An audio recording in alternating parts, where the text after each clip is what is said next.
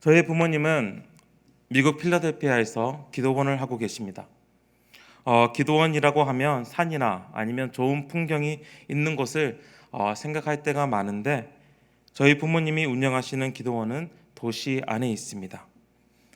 도시 안에 있는 가장 큰 이유 중에 하나는 많은 사람들이 출퇴근 시간을 이용해서 기도하고 싶을 때 올 수 있는 접근하기 쉽게 하기 위해서입니다. 그리고 어머니께서는 전도사님으로서 원장님이 되시고 아버지께서는 부엌에서 일하고 계십니다. 그리고 잡다한 일을 담당하고 계십니다. 부모님께서 기도원을 하시기 때문에 또한 전도사님이시기 때문에 가끔 저와 부딪히는 부분이 있습니다. 특히 신학이라고 하는 부분에서 부딪힙니다. 기도원 원장님과 장로교 교회 목사의 신학적 대립, 그리고 때로는 싸움도 일어납니다. 최근에도 한번 부모님과 부딪힌 적이 있습니다. 지난 3월 하나님께서 저희 가정에 둘째를 허락하셨습니다. 건강한 남자아이입니다. 요즘은 옹알이도 하고 침을 흘립니다. 잘 크고 있다는 모습을 보여줍니다. 그러나 이 아이는 태어나서 2주간 이름이 없었습니다. 이유는 이러했습니다. 첫째를 가지면서 부모님의 의견도 물어보지 않은 채 저의 마음대로 첫째 이름을 지었습니다. 은혜 해자에 사람 인자를 사용하여서 해인이라 지었습니다. 사람 이름에는 사람 인자가 들어가면 안 된다라는 말씀을 들었지만 은혜 받은 사람이라는 뜻의 해인으로 이름을 지었습니다. 그리고 그렇게 짓게 된 가장 큰 이유가 히브리어로 해인이라는 단어가 창세기 6장에서 나오는데 노아는 여호와께 은혜를 입었더라라는 거기에서 은혜를 입었더라라는 단어가 해인이라는 단어입니다. 그렇기 때문에 신학교 때 공부를 하면서 총각임에도 불구하고 딸을 가질 수 있을까라는 그런 확신도 없었지만 딸을 가지게 되면 이름을 혜인이라 하겠다라는 생각에 결혼을 하게 되고 또 딸을 가지자 총각 때부터 가졌던 그 마음 그리고 그 이름으로 지어 주었습니다. 누구의 의견도 물어보지 않은 채 특히 어른의 의견을 물어보지 않은 채 제 마음대로 이름을 지었습니다. 그래서 부모님께서 조금은 섭섭해 하셨습니다. 그래서 저는 저 부모님의 마음을 풀어주고자 딸이어서 제가 마음대로 지었습니다. 그러면 아들을 낳게 되면 부모님께서 정해주시는 이름으로 하겠습니다라고 말씀을 드렸고 지난 3월 남자 아기가 태어났습니다. 하지만 문제는 여기서 시작됩니다. 아버지께서 이제 태어날 손자의 이름을 가지고 오랜 시간 고민을 하셨습니다. 많은 이름이 오고 갔습니다. 영이라는 이름을 지어주셨어요. 김영. 아닌 거예요. 그래서 아닌 것 같다고 말씀드렸고, 그리고 저희들이 한번 이렇게 턴다운 이렇게 하니까 이렇게 특별히 좋은 이름이 떠오르지 않으시면 저희들에게 말씀하시지 않더라고요. 그런데 어느 날 새벽 저희 아버지께서 기도 중에 난 모르겠다. 자신은 모르겠다. 하나님 원장님께 즉 저희 어머님께 모든 걸 맡길게요 라고 기도하고 예배당을 나오셨는데 그날 저희 어머님께서 이름을 하나님께 받았습니다. 거룩을 나타내는 성 그리고 안식을 나타내는 안 성안 거룩한 안식 거룩한 안식처가 되어라는 그 이름이 생겼습니다. 그런데 문제는 성안이라는 이름이 제 아내가 아는 후배 중에 별로 행실이 좋지 않는 친구의 이름이었던 것입니다. 그래서 아내가 몇 번 시도해봤어요. 성안아 성안아. 그런데 문제는 성안이라고 아기를 부르는데 사랑하는 마음이 안 나왔던 거죠. 이제 그게 문제였습니다. 그래서 저와 제 아내는 부모님께 저희들의 불편한 마음을 전했습니다. 어떤 일이 일어났을까요? 어머님께로부터 카톡 하나를 받았습니다. 읽어드리겠습니다. 마태 목사, 저죠. 마태 목사. 하나님의 주권 앞에서 온전한 순종이 필요해. 무조건 순종, 즉각적인 순종, 토다이지 않는 순종이 필요하지 않을까.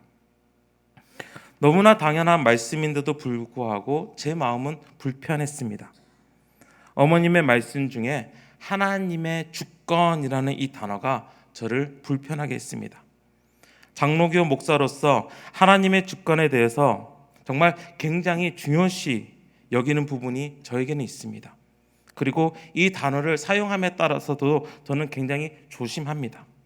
그런데 어머니께서 기도하시고 받으신 그 이름이 하나님의 주권이라고 말씀하시면서 그리고 그 주권에 순종하여야 한다는 그 말씀이 그러시지 않으시겠지만 마치 본인께서는 하나님의 주권을 받으시고 저는 받지 못하는 이런 느낌으로 전해졌기 때문입니다. 또 그 이에 또 다른 말씀도 있었습니다.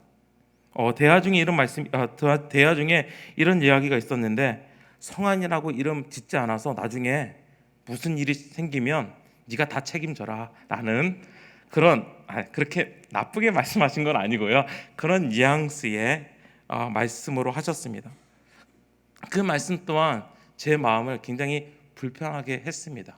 왜냐하면 아이에게 무슨 일이 생기면 그게 하나님의 주권이잖아요. 그렇지 않나요?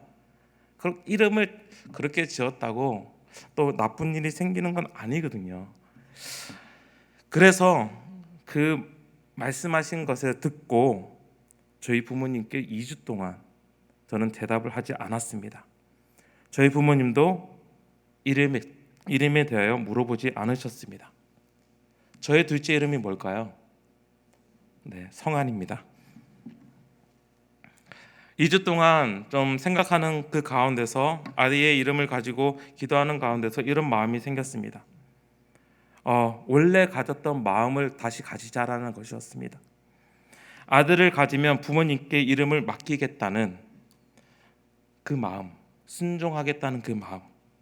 그래서 거의 3주가 다 돼서 부모님과 대화하는 도중 성환이라고 할게요 라고 말씀드렸어요.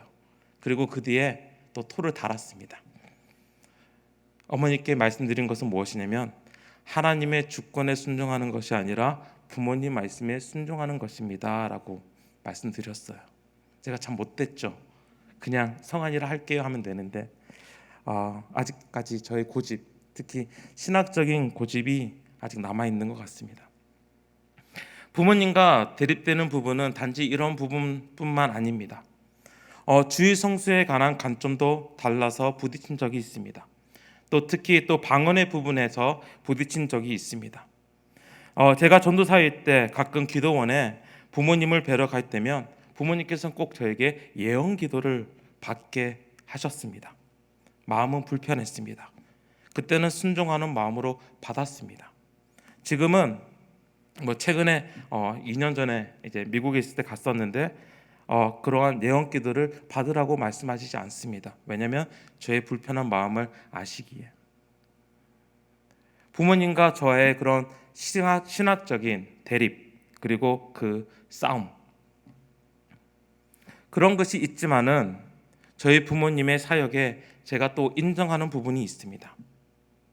또한 이런 신학적인 문제가 저에게 생길 때마다 제가 묵상하는 것이 있습니다. 어떤 것이냐면 하나님은 내가 제한할 수 있는 분이 아니시다. 내가 알고 있는 그 지식 밖에서도 충분히 움직이시고 행하실 수 있는 분이시다.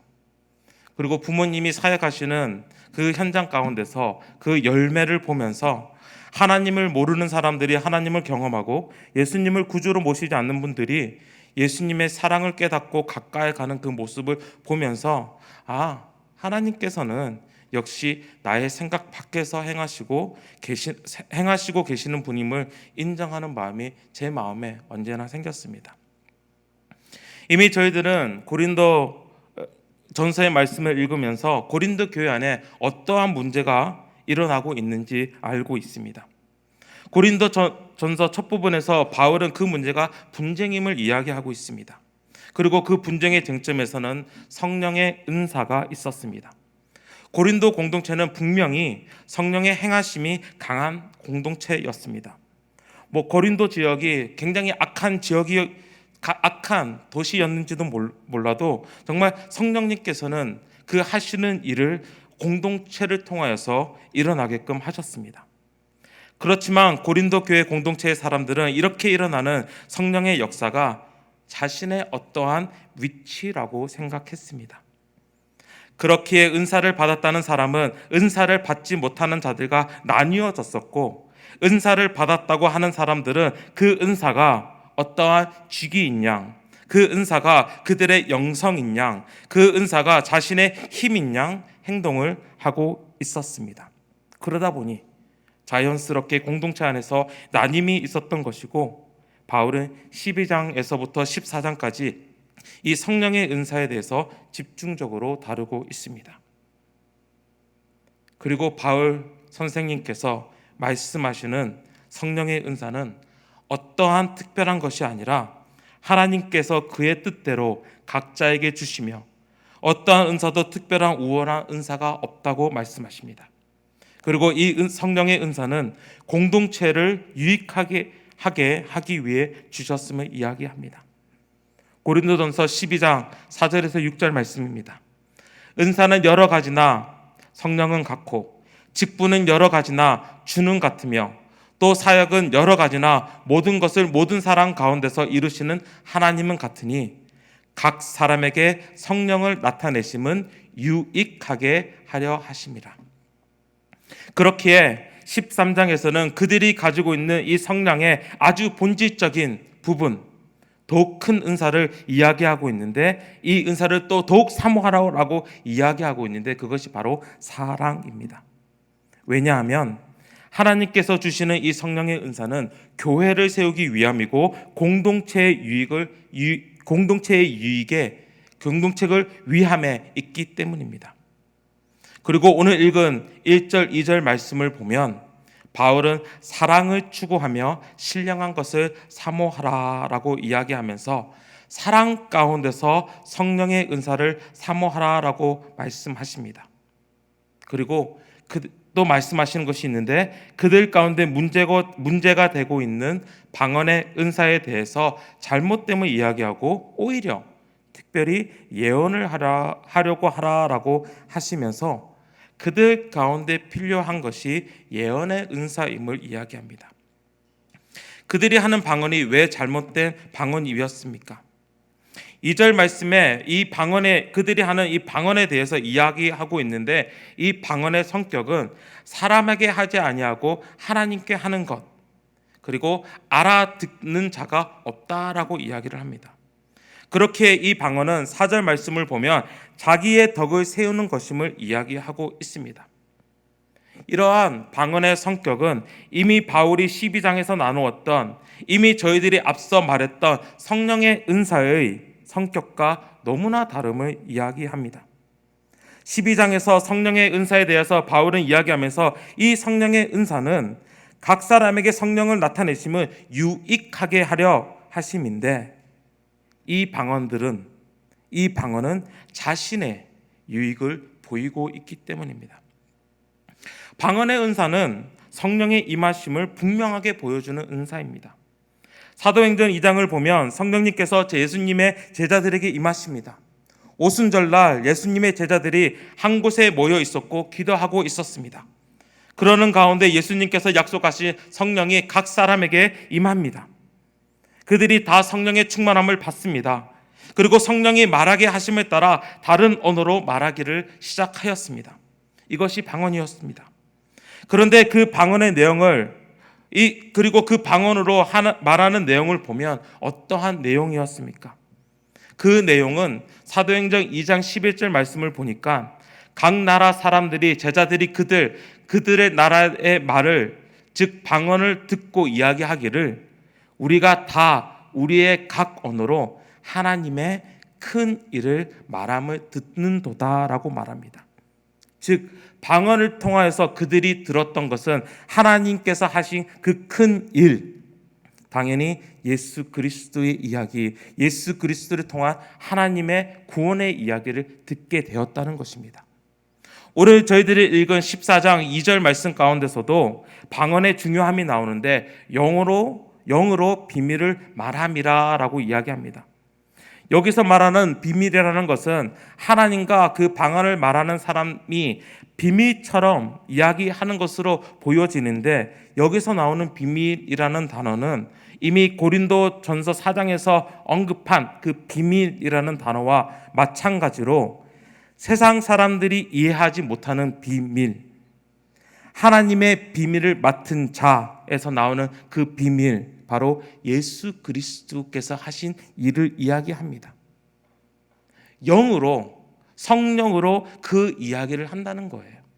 예수 그리스도에 대한 그 일, 비밀. 방언이 그런 것입니다.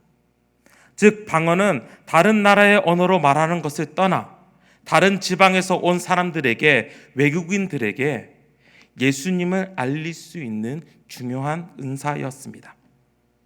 하지만 그들은 이 방언의 은사를 잘못 사용합니다. 어쩌면 거짓 방언을 하고 있는지도 모릅니다.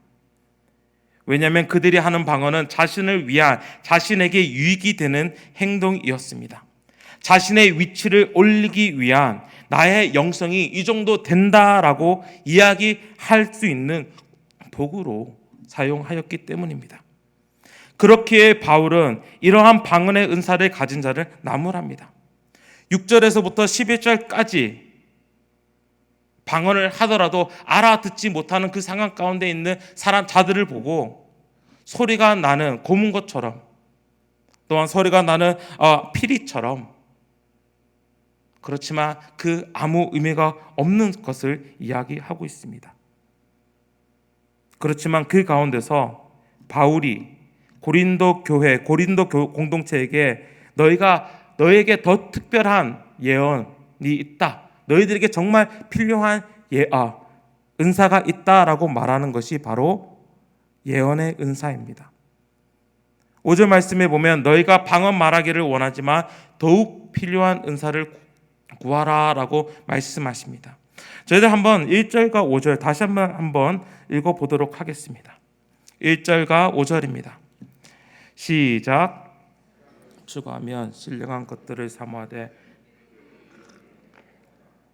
나는 너희가 다 방언 말하기를 원하나 특별히 예언하기를 원하노라. 네, 여기까지요. 당시 고린도 교회의 상황을 보면 방언의 은사보다 예언의 은사가 더 절실히 필요했습니다. 방언의 은사는 고린도 교회의 예배에 들어온 외국인들을 위한 은사였지만, 예언의 은사는 하나님의 말씀, 그리스도의 복음과 직접적인 연관이 있기 때문입니다. 예언의 은사에 대한 연구를 보면 크게 4가지로 나눠주고 있습니다. 첫 번째는 예언의 은사는 하나님의 말씀을 가르치는 것이다 라고 이야기합니다. 두 번째는 구약시대의 예언자들과 같이 하나님의 뜻을 전달하는 것이다 라고 이야기하고, 세 번째는 즉흥적으로 권면하는 것이다 라고 이야기합니다. 그리고 네 번째는 현재와 미래에 대해서 말하는 것이다 라고 이렇게 정의를 내리고 있습니다. 첫 번째부터 세 번째까지를 보면 이 예언의 은사는 오히려 하나님의 말씀과 관련되어 있고 하나님의 뜻과 관련되어 있음을 이야기합니다. 하지만 우리는 안타깝게도 예언이라는 이 단어 때문에 미래에 대한 말씀이라는 것에 무게를 더 둘 때가 많습니다. 그렇지만 말씀들이 현재와 미래 가운데서 대하여 말하는 것이라고 이야기를 하지만, 이 현재와 미래 가운데 말하는 것이 무엇입니까? 바로 하나님께서 하실 일에 대해서 이야기하는 것이 아닙니까? 마치 구약시대의 선지자들이 예언을 하면서 결국 메시아를 통하여서 하나님께서 구원을 이루시겠다라는 것, 하나님의 뜻을 전달하는 그 입술이 역할을 한 것과 같이, 결국은 이 예언의 은사는 하나님의 뜻을 전달하여서 하나님의 자녀들이 권면하며 올바르게 설 수 있도록 가르치는 것을 이야기합니다. 즉 현재 교회에 빗대어 말하면 바로 설교를 이야기할 수 있습니다. 그렇기에 이 예언의 은사는 3절 말씀을 보면 덕을 세우며 권면을 하며 위로하는 것이라 라고 이야기를 합니다. 덕을 세운다는 것은 저번 주에 말씀드린 것과 같이 기초를 세우는 것을 이야기합니다. 즉 예언의 은사는 말씀으로 하나님에 대한 믿음 그리고 예수 그리스도의 복음에 기초하여 그리스도인을 세우는 것입니다. 권면한다는 것은 자기 편에 서도록 부른다는 뜻인데, 즉 하나님 편에 서서 살 것을 권면한다는 것이고, 그리고 경계의 말씀으로 신앙인이 정말 옳게 바르게 하나님 앞에 설 수 있도록 인도함을 이야기합니다. 위로하는 것은 안위로 또한 번역할 수도 있는데, 하나님의 말씀으로 그리스도인에게 소망을 제시하며 그리고 소망의 근거가 되신 예수 그리스도를 심어 주어 그 마음에 소망이 있게 하는 것입니다. 결국은 그 소망으로 위로를 받는 것이죠. 아픔 가운데 고통 가운데 있지만 위로를 받는 것이죠. 왜냐하면 소망이 분명히 있기 때문에. 즉 예언의 은사를 통하여서 하나님의 말씀 그리스도의 복음이 그리스도인 안에 심어지고 하나님의 말씀이 우리의 기초가 되고 하나님 편의 삶을 살도록 예수님께 소망을 두어 아픔 가운데서도 혼돈 가운데서도 고통의 가운데서도 소망 대신 예수님 때문에 평안을 누리게 하는 것이 바로 예언의 은사였습니다. 그렇기에 고린도의 상황을 살펴보면 그들에게 찾아오는 외국인들에게 말하는 방언보다 오히려 이제 그리스도인의 삶을 시작하는 젖먹이와 같은 고린도 공동체에게 하나님의 말씀을 듣는 것이 오히려 필요했습니다. 그들이 하나님 말씀 안에서 자라기를 원했습니다. 하나님의 말씀을 듣고 예수 그리스도를 더욱 닮아가기를 원했습니다. 바로 예수 그리스도를 닮아감으로써 예수 그리스도의 사랑 안에 거하기를 원했습니다.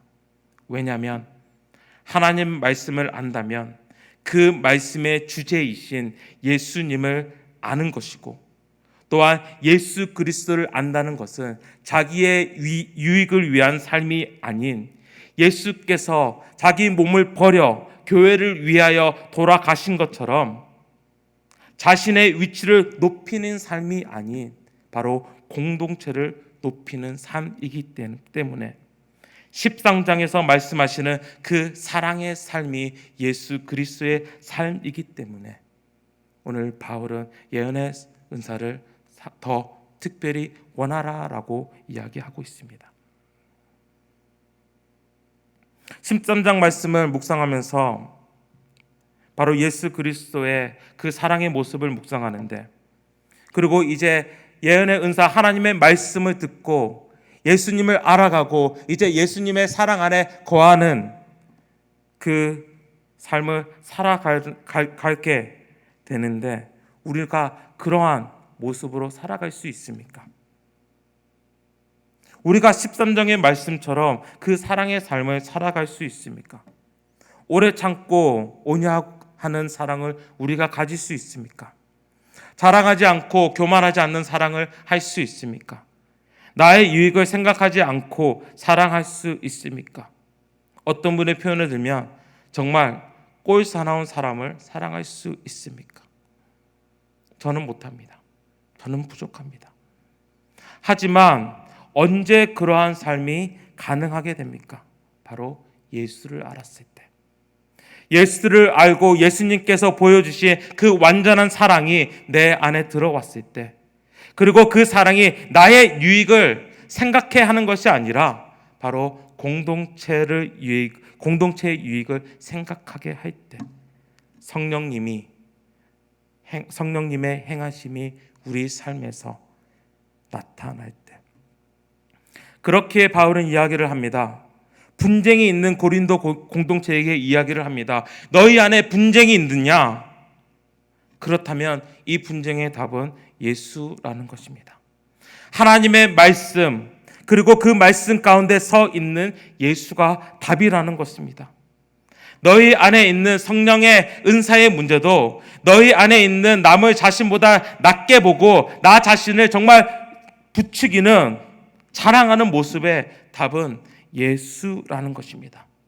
너희가 예수를 안다면, 성령에서 말씀하고 계시는 그 예수를 만난다면, 너희가 하나님의 말씀을 듣고 그 말씀 가운데 있다면 그 문제가 해결된다는 것입니다. 예수 그리스도의 마음을 가지기 때문에.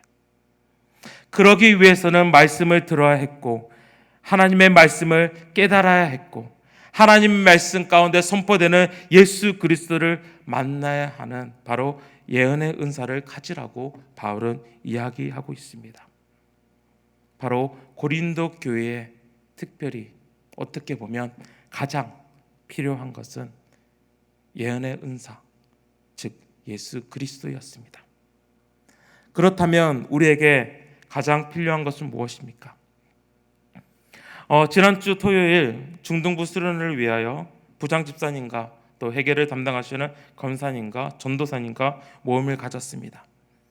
중등부 수련의 주제를 가지고 한참 의논을 가졌습니다.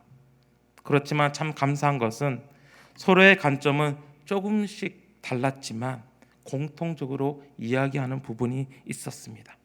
바로 예수 그리스도였습니다. 우리 중등부 학생들에게 예수 그리스도를 심어줬으면 좋겠다.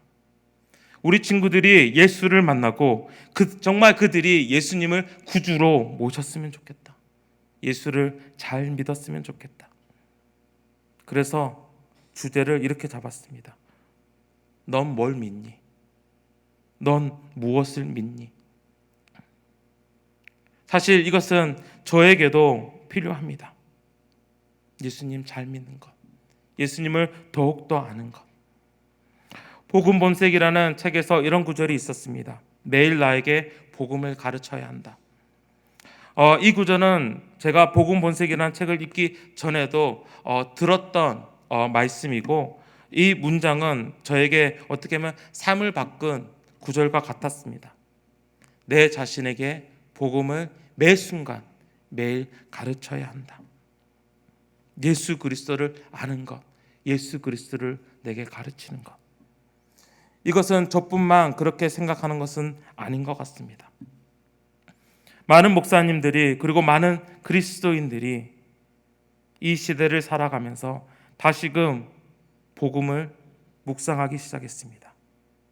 그리고 복음 안에 서 있는 예수님을 묵상하기 시작했습니다. 왜냐하면 예수님만이 우리의 답이기 때문입니다.